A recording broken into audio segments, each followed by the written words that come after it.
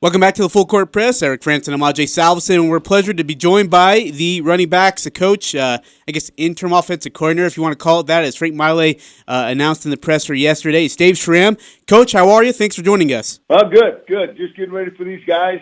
Tough opponent coming up, so we're excited for the game, and hopefully we can build on what we did last Thursday. Coach, it's been an eventful, I'd say, 3 to 4 weeks for you guys with a new head coach, or just a new interim head coach, and then Jason Shelley is dismissed from the football team. In comes Andrew Peasley. Can you tell us what you've seen out of Peasley so far? Well, he's a very, very talented young man. He's got a lot of skill set. He's very raw, but he does a lot of things extremely well. His best attribute is probably his competitiveness.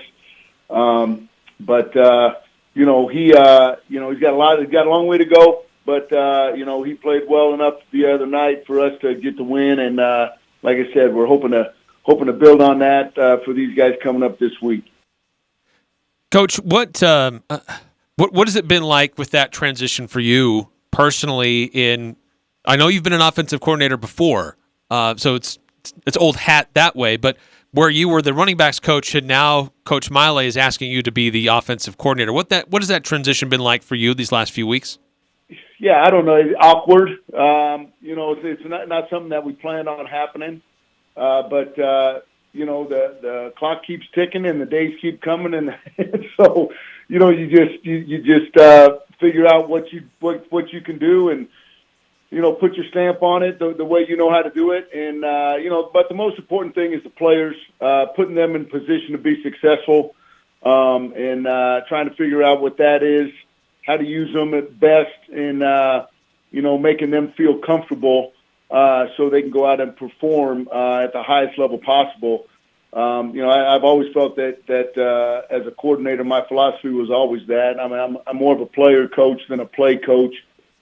I always want to do what I think that the players can do best and they feel most comfortable doing. And that's what I tried to do. We pared a lot of stuff down and just kind of got back to some base stuff. I knew, with Andrew, he hadn't been taking the reps with the ones. Very much, and they hadn't played in very many games. So the most important thing to do was, just to kind of pare it down to where he and Cooper felt comfortable. And then, from there, now you got to play a game. You got to play against people that are trying to make you uncomfortable. So, again, to me, it's about the players and not about the plays. And those two guys done a great job in trying to embrace this and lead. And we're fortunate to have an offensive line that is playing pretty good right now. So it all starts with those guys up front. And now you've just a little bit about your background. You've been an offensive coordinator at Weber State, Fresno State, University of Utah. I mean, you've held this position at some pretty high and successful levels. How are things different with what Utah State's going through right now in the Mountain West, and the type of teams that you have to go, defenses you have to face for these last few weeks? Well, fortunately, like last week we faced Rocky Long, and I probably coached against Rocky 20 times. So I had some familiarity a little bit with what I thought he was going to be able to try to do. This week we play Air Force again. I mean, it's another opponent that, I've coached against a lot in my career. The defensive structure is somewhat similar to what they have done. They've added some blitz package stuff to their scheme on defense. So, but it's the same. Everybody operates the way they operate. Again, it's repetitive to do things the same way.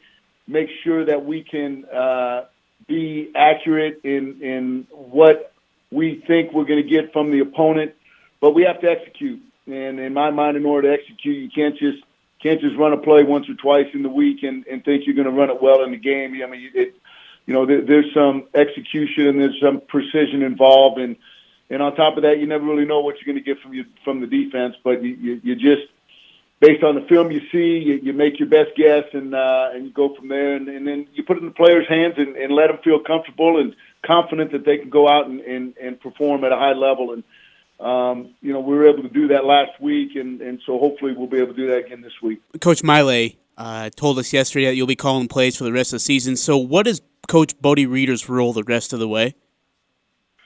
Well, you're gonna have to talk to Frank about that. That's not something that I'm gonna address. That's not that's a question for the head football coach. That's not a question for me.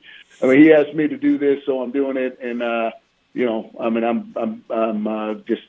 You'll have to talk to Frank about that. And then I do want to ask Air Force, as much as they're known for their offensive side of the ball, their defense is fantastic this year. In fact, they're ranked nationally in a couple of major categories. What have you seen out of Air Force defense that presents such a big problem? Well, they play hard. They are what you think they are. They're academy guys. They're smart. They're tough. They're physical. And one of the things that helps them play so well defensively is their offense. They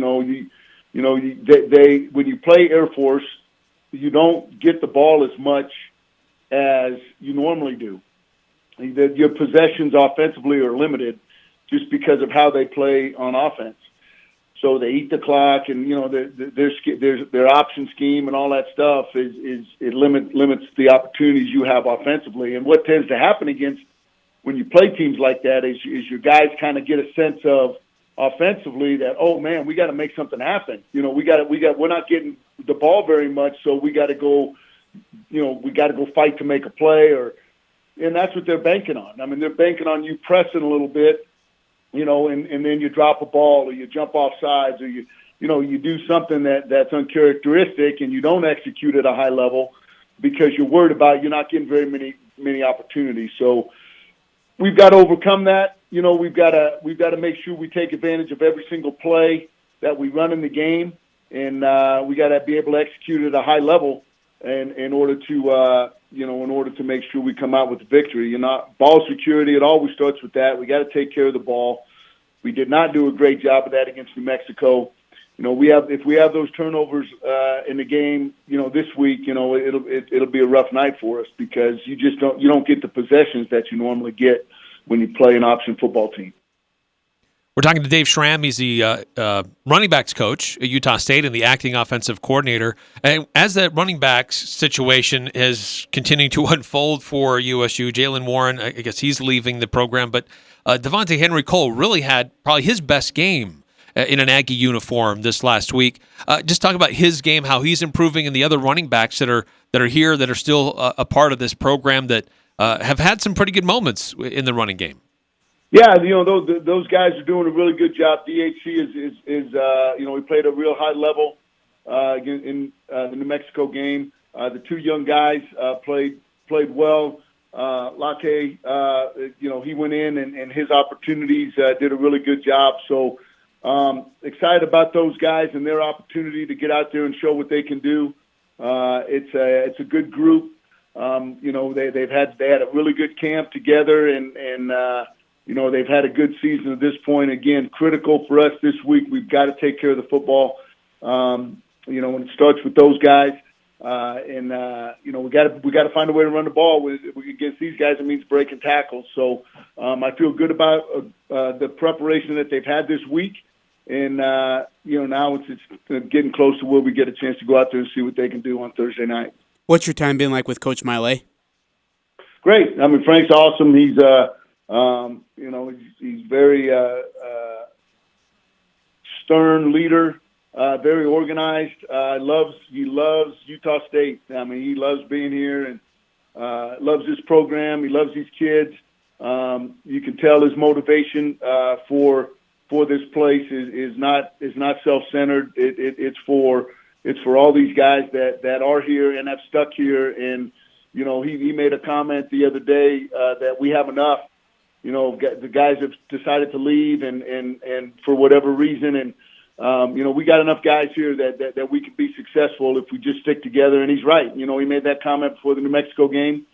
And, after a couple guys decided they didn't want to be here anymore, didn't want to be part of it. And he told the team, we have enough. We have enough to get this thing done. And the great thing is to see our players believe in him and trust him.